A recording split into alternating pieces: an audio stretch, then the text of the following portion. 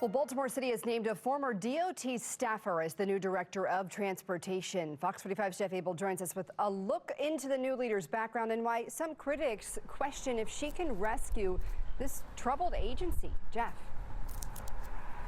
You know, Veronica McBeth most recently worked for the federal government, but tonight she's directing Baltimore's Department of Transportation, and she has a mountain of problems on her plate. On city roadways, it seems there's a hazard on every turn. The crumbling roads, the misparked cars, and the city agency that's struggling to fix it. DOT is probably at this point one of the most broken, if not the most broken agency in the city. And I think there are profound operational challenges within the agency. When council members confirmed the nomination of Veronica Perry McBeth as the city's new transportation director, they warned about an agency that is deep in despair.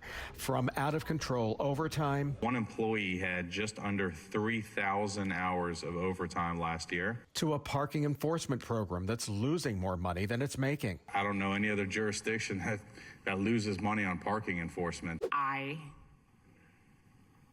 despise government waste. At City Hall last week, the new DOT director promised an audit of staff overtime and vowed changes to parking enforcement. Some of those things would include moving our services to 24 hours, so that would help include our revenue generation.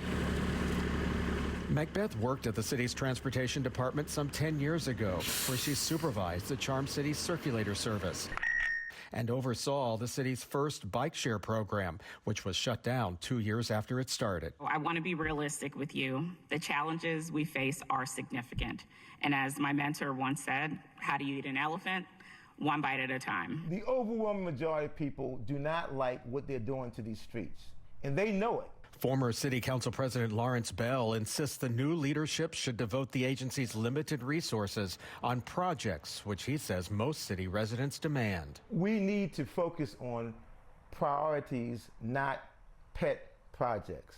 Priorities are potholes, streets that are decrepit in Baltimore, things of that nature. Once we've done all that, then we can have a discussion about whether or not we need to have more bike lanes.